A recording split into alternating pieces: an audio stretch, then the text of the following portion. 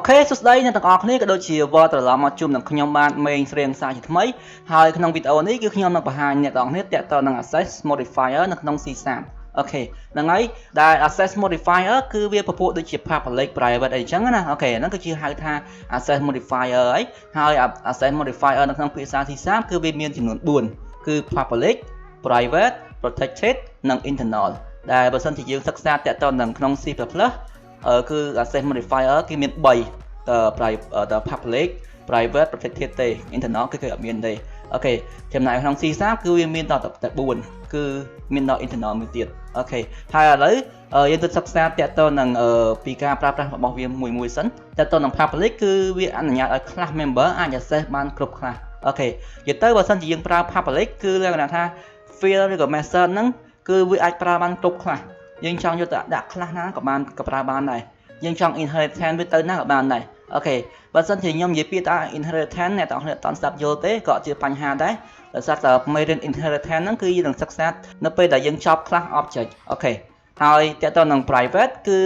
អនុញ្ញាតឲ្យ class member អាច access បានតែក្នុង class របស់ខ្លួនឯងតែប៉ុណ្ណោះ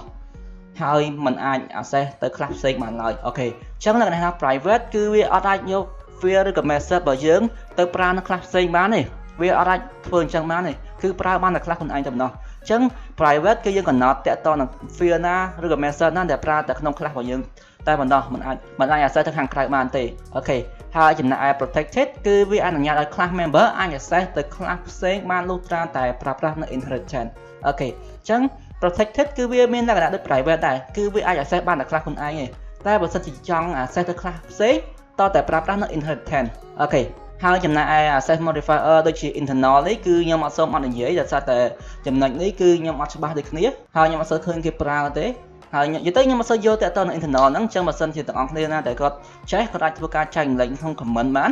អូខេនៅក្នុង comment បានអូខេហ្នឹងហើយឥឡូវយើងចូលតែទៅ slide មួយទៀតគឺការប្រើប្រាស់នៅ public នៅក្នុងជាឧទាហរណ៍គឺធម្មតាទៅយើងប្រើ public នៅមុខ string អញ្ចឹងនៅលើ field នេះ publicអូខេអញ្ចឹងមានថា field ហ្នឹងគឺយើងចង់ access ទៅកាន់ class មួយហ្នឹងក៏បានដែរដូចជាអ្នកតើបានឃើញអញ្ចឹងនេះគឺមាន class 2នេះ class ខានេះ class program ចំណុចនេះបើយើងប្រើនៅ private គឺប្រកាសជាអត់អាចយក field មកប្រើនៅក្នុងនេះបានទេអត់អាចប្រើបានទេតែបើសិនជាយើងប្រើ public គឺវាអាចប្រើបានយើងអាចយកមកក្នុងនឹងបានយើងអាចយកមក zero ក្នុងនឹងបានអូខេអាហ្នឹងគឺបែបហ្នឹងសូម្បីតែ protected ក៏អាចទៅរួចដែរអញ្ចឹងតិចទៀតខ្ញុំនឹងឧទាហរណ៍ជូនអ្នកទាំងអស់គ្នាតាក់ទងនឹងពួកអាហ្នឹងនៅក្នុង Visual Studio អូខេហើយយើងមកមើលទៀតតាក់ទងនឹងពពួកនេះគឺថា node នេះ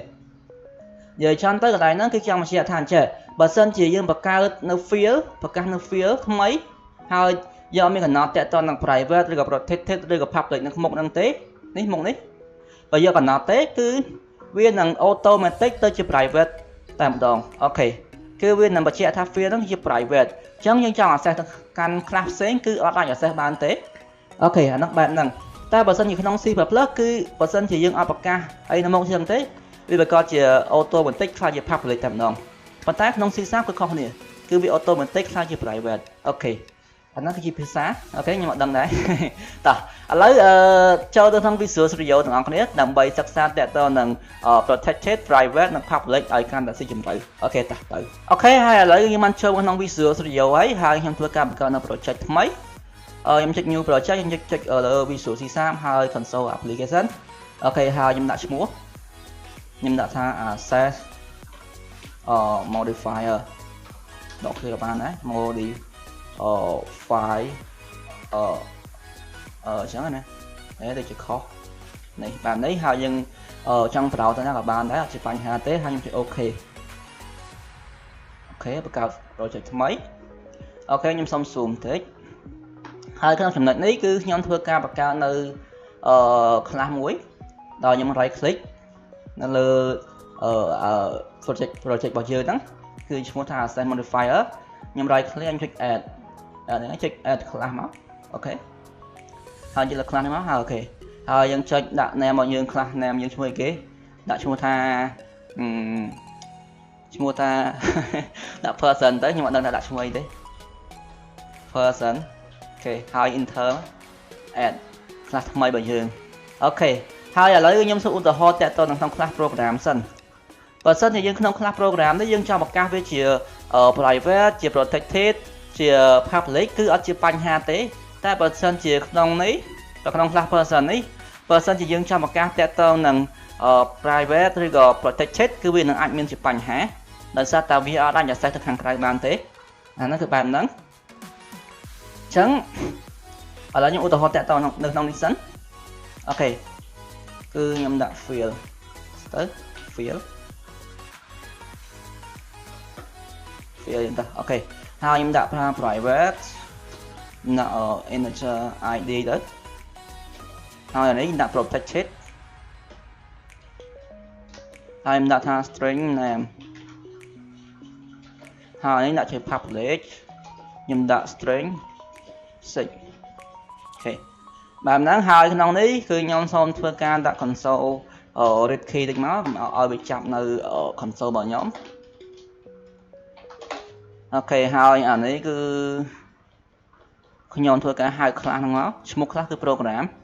នេះ program ឈ្មោះ class គឺឈ្មោះ object គឺ object pro ហើយ new program អូខេបែបហ្នឹងហើយបន្តទៀតគឺខ្ញុំធ្វើការឲ្យតម្លៃទៅកាន់ field មួយអញ្ចឹងខ្ញុំដាក់ object pro មក object pro field ឈ្មោះថា id ស្មើនឹង1អូខេobject pro name ស្មើនឹង cop ឈ្មោះ cop អូខេហើយ object pro មួយទៀតsearch ខ្ញុំឲ្យ page cop page pro mail អូខេប៉ុណ្ណឹងហើយខ្ញុំធ្វើការ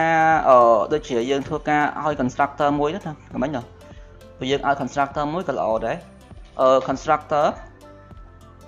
ព្រោះដោយសារតែបើខ្ញុំធ្វើអញ្ចឹងថាជាអត់ចេញឥឡូវសាក់រ៉ាំមើល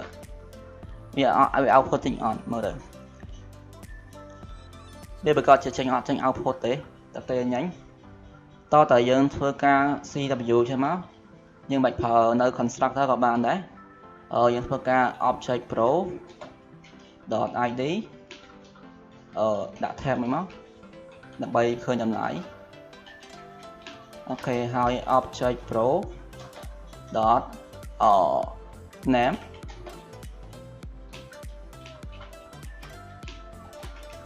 ថែមមួយទៀត object pro .6 អូខេខ្ញុំធ្វើការ run នេះយើងឃើញចេញមួយ cop mail អានោះគឺបែបហ្នឹងអូខេហើយអាហ្នឹងគឺយើងបង្កើតនៅខាងក្នុងហ្នឹងអញ្ចឹងអត់ជាបញ្ហាទេឥឡូវខ្ញុំសាកអញ្ចឹងវិញអ្នកនរនេះគឺខ្ញុំសាកcomment ហ្នឹងចោលហើយខ្ញុំមុននឹង comment គឺខ្ញុំសុំ copy សិនឥឡូវ copy ហើយខ្ញុំ comment ចោលអូខេ comment ចោលណាហើយអានេះក៏ខ្ញុំ comment ចោលដែរ comment ចោលដូចគ្នាអូខេហើយខ្ញុំធ្វើការ pass នៅ field ដែលខ្ញុំបានបង្កើតមិញនៅក្នុង class នេះ class person នេះខ្ញុំដាក់ field សិនអូខេ pass ផ្លឹបអូខេអត់ជាបញ្ហាទេអត់ឃើញអីជាប្លែកទេប៉ុន្តែអ្វីដែលប្លែកគឺនៅពេលយើងហៅក្នុងនេះឥឡូវខ្ញុំសូមធ្វើការហៅឈ្មោះថា class យើង person ទៅអត់អូខេ object person ស្មើនឹង new person អូខេបន្តទៀតគឺយើងធ្វើការហៅនៅ object per ហ្នឹងយើងដាក់ .id ហើយយើងដាក់លេខ1អូខេកុំតន់ឆ្ងល់អីច្រើនខ្ញុំដាក់ឲ្យចប់សិនname កុកចឹងតើអូខេ object per per អីគេ per 6ហ៎មកទៅអូខេយើងឃើញថាអញ្ចឹងអ្នកនរគ្នាគឺយើងឃើញថា name របស់យើងនិង ID របស់យើងគឺវាចេញក្រហមហើយសួរថាហេតុអីមិនចេញក្រហមគឺដោយសារតែនេះវាបញ្ជាក់ថា access modifier គឺ protection level អានេះគឺ ID គឺជាអីគេអូខេគឺលក្ខណៈថាវាអាច access បានទេគេប្រាប់ថាអត់អាច access បានទេអាហ្នឹងគឺដោយសារតែយើងប្រើនៅ keyword private និង protected អូខេ តែបើយើង click មកមើល search វិញគឺអត់ចេញក្រហមទេដោយសារតែវាជា public អញ្ចឹងវាអាច access ទៅខាងក្រៅខ្លះបានអូខេអញ្ចឹងឧទាហរណ៍ថាខ្ញុំធ្វើការ copy ខ្ញុំ pass នៅ public ទាំងអស់ចាំមើលចេញក្រហមអត់អូខេយើងឃើញថាក្រហមបាត់ហើយហើយយើង run ក៏ចេញដែរនេះអាយ៉ាអត់ចេញទេដោយសារតែយើងអត់ output ខ្ញុំ output សិនហើយនេះខ្ញុំដាក់ថា object per វិញ object per អូខេ run ឃើញចេញហ៎អូខេអាហ្នឹងក៏បានហ្នឹងហើយក្នុងនេះយើងក៏អាចប្រើនៅ constructor ឧទាហរណ៍ថាខ្ញុំបែកវិញគឺខ្ញុំឲ្យវាទៅជា private ឬក៏ protected វិញអូខេប៉ុន្តែខ្ញុំប្រើនៅ constructor តែមើលថាវាអាចទៅរួចអត់នេះខ្ញុំតេស្តណាខ្ញុំដាក់ constructor ខ្ញុំដាក់ថា public constructor គឺត្រូវ public អីព្រោះបើមិនជាអត់ public ទេគឺនៅតែអត់អាច access នៅខាងក្រៅខ្លះមកដូចគ្នាអូខេអញ្ចឹងខ្ញុំដាក់ថា person ហើយខ្ញុំដាក់ថាខ្ញុំប្រើនៅ constructor ដែលមាន parameter គឺ I string nm nm អូខេ string sh អូខេហើយខ្ញុំដាក់ this dot id ស្មើនឹង I អូខេ this dot name ស្មើនឹង mm អូខេ this dot fex ស្មើនឹង fx អូខេហើយក្នុងនេះគឺយើងធ្វើការកំណត់តទៅនឹងតម្លៃវាតិចមកខ្ញុំដាក់ឲ្យនេះមួយទៅអូខេហើយនេះខ្ញុំដាក់ឲ្យកុកហ្នឹងទៅអានេះខ្ញុំដាក់ថា mail អូខេយើងក៏លេចមកមើល program CS របស់យើងអូខេនិយាយទៅក្នុង program CS របស់យើងគឺអា ID ហ្នឹងគឺនៅតែអត់កំណត់បានប៉ុន្តែយើងអាចប្រើបាននៅ field ដែលយើងបាននេះគឺយើងអាចប្រើបានដោយសារតែយើងកំណត់ក្នុង constructor អូខេឥឡូវខ្ញុំសុំ command នេះចាំមើលអូខេហើយនេះ command ចោលដូចគ្នាអូខេហើយខ្ញុំធ្វើការកំណត់តទៅនៅក្នុងនេះវិញគឺខ្ញុំឲ្យpass នៅនេះវិញខ្ញុំ copy pass យ៉ាដាក់ចឹងខាត់វាអូខេដាក់ចេះវិញហើយអានេះគឺខ្ញុំដាក់ this.id វិញ .id វិញហើយនេះប្រើ this វិញ